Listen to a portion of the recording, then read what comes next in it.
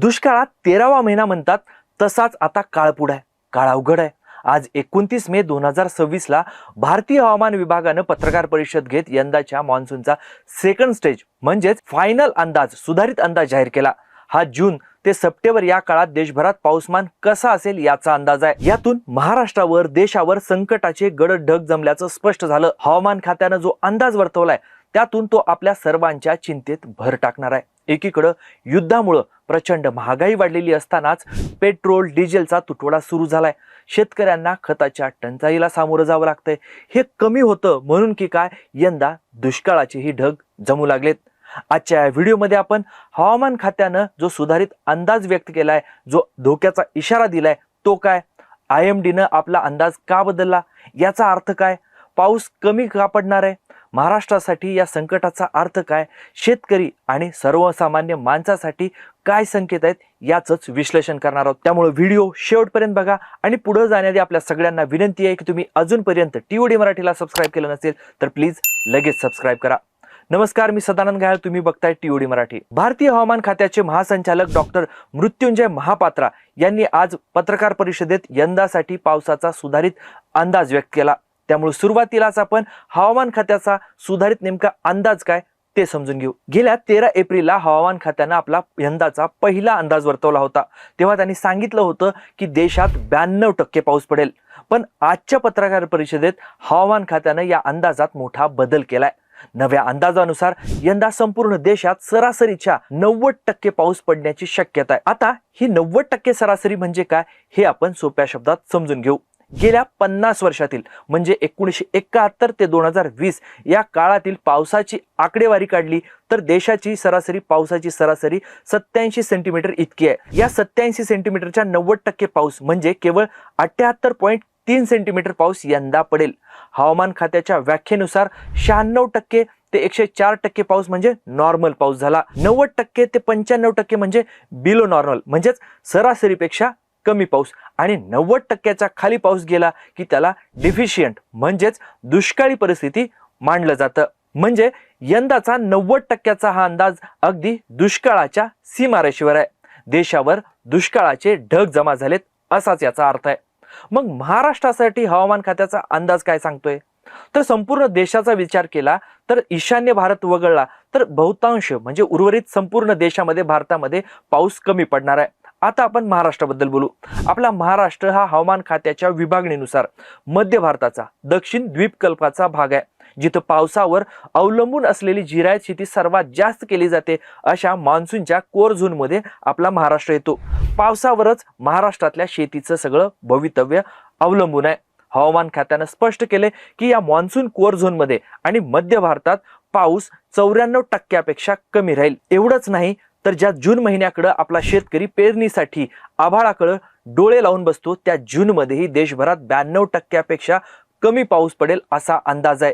याच काळात महाराष्ट्रातील काही भागात उष्णतेच्या लाटा सरासरीपेक्षा जास्त असतील असा अंदाजही हवामान खात्यानं किंवा इशारा हवामान खात्यानं दिलाय. म्हणजे एकीकडे पाऊसमान कमी तर दुसरीकडे उष्णता अधिक, अशा विचित्र प्रकार आपल्याला महाराष्ट्रात बघायला मिळणार आहे.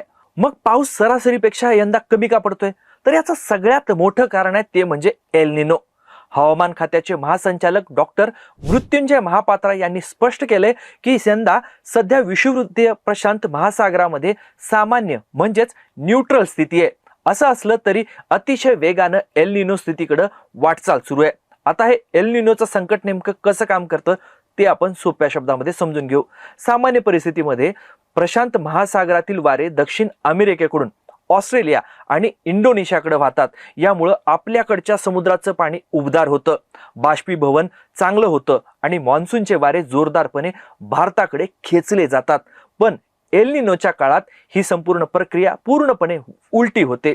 ऑस्ट्रेलिया आणि इंडोनेशिया जवळचं पाणी थंड पडतं, तिथं बाष्पीभवन होत नाही आणि साहजिकच भारताकडे येणारे मान्सूनचे वारे कमकुवत कमजोर होतात. जगभरातील हवामान मॉडेल्सनी याचा स्पष्ट इशारा दिलाय की जून आणि जुलैमध्ये कमकुवत एल निनो तयार होईल तर ऑगस्ट सप्टेंबरमध्ये ते अधिक प्रबळ होऊ शकतात. याच संदर्भात एका नवीन विश्लेषणामध्ये तज्ज्ञांनी स्पष्ट केले की सध्या पॅसिफिक महासागराचं तापमान आधीच 0.5 अंशाच्या पुढे गेले. पण जागतिक हवामान संघटनेच्या एका विशेष निकषानुसार जोपर्यंत हे तापमान सलग 3 सीझन म्हणजेच मार्च एप्रिल मे किंवा एप्रिल मे जून असे सलग 3 महिने टिकून राहत नाही तोपर्यंत त्याला अधिकृतपणे एल निनो सक्रिय झाला असं म्हणता येत नाही. असं असलं तरी पॅसिफिक महासागरामध्ये एल निनो सदृश्य परिस्थिती आधीच तयार झालेली आहे आणि त्याचा आपल्या मोसमी पावसावर मॉन्सूनवर नकारात्मक परिणाम नक्कीच होऊ शकतो. पण या सगळ्या संकटात बुडत्याला काडीचा आधार म्हणतात तसाच एक आशेचा किरण आहे, तो म्हणजे इंडियन ओशन डायपोल अर्थात आयओडी. सध्या हा आयओडी तटस्थ आहे आणि तो मॉन्सून हंगामात तसाच राहील असा अंदाज आहे.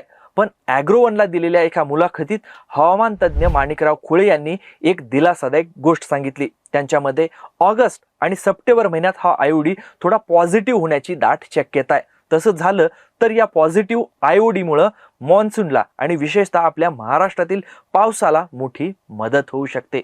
मग या सगळ्याचा शेतीवर काय परिणाम होऊ शकतो? जून महिना हा आपल्याकडे पेरणीचा महिना असतो, पेरणीचा हंगाम आहे. याच महिन्यात सोयाबीन, कापूस, तूर, मूग, उडीद, भुईमूग आणि भात अशा खरीप पिकांची लागवड होते, पेरणी होते.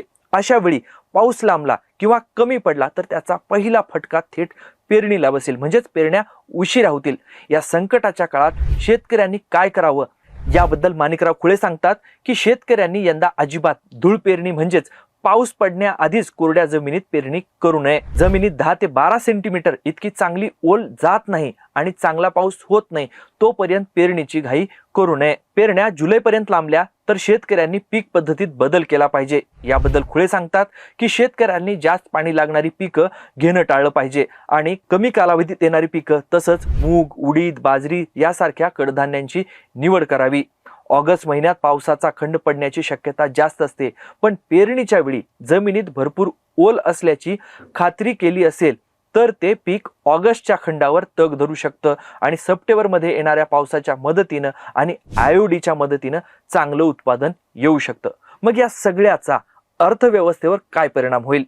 पाऊस कमी पडण्याचा फटका केवळ शेतकऱ्याला बसणार नाही तर तो आपल्या सगळ्यांच्या खिशाला बसणार आहे.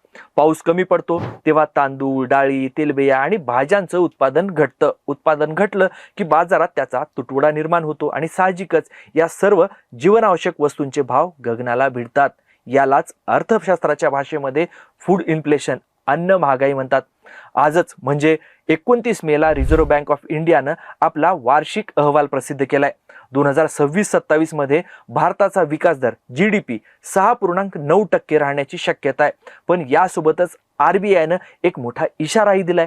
RBIच्या मते कृषी क्षेत्राची वाढ ही पूर्णपणे मान्सूनवर अवलंबून आहे आणि एल निनोमुळे कृषी उत्पादनावर मोठा धोका निर्माण झालाय. RBIनं यंदा महागाईचा दर 4.6% राहील असा अंदाज वर्तवलाय. पण पश्चिम आशियातील युद्ध आणि एल निनोमुळे इंधनाचे दर आणि वस्तूंचे भाव वाढले तर महागाई वाढण्याचा मोठा धोका देखील आहे. थोडक्यात काय तर हवामान खात्यानं 90% पावसाचा अंदाज वर्तवलाय, म्हणजे दुष्काळच पडेल असं नाही. पण पावसाचं वितरण चांगलं राहिलं म्हणजे जून, जुलै, ऑगस्ट आणि सप्टेंबर या 4ही महिन्यात थोडा थोडा सलग पाऊस पडला तर शेतीचं आणि पिण्याच्या पाण्याचं संकट काहीसं कमी होईल. पण वितरण असमान राहिलं तर मात्र मोठा फटका बसू शकतो. म्हणूनच आतापासूनच पाण्याचं काटेकोर नियोजन करावं लागणार आहे. शेतकऱ्यांना हवामानाचा अंदाज घेऊनच जमिनीत पुरेशी ओल आल्यावरच पेरणी करावी लागणार आहे. भारतीय हवामान खात्याचा हा सुधारित अंदाज आपल्या सगळ्यांसाठी एक धोक्याची घंटा आहे आणि आपण वेळीच नियोजन केलं तर या संकटाची जी धग आहे ती नक्कीच कमी होऊ शकते. पण तुम्हाला काय वाटतं, या सगळ्या संकटाबद्दल आपलं सरकार गंभीर आहे का?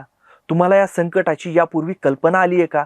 महागाई आणखी वाढणार असल्याचं तुम्हाला माहिती आहे का? कमेंट करून तुमची मतं नक्की सांगा.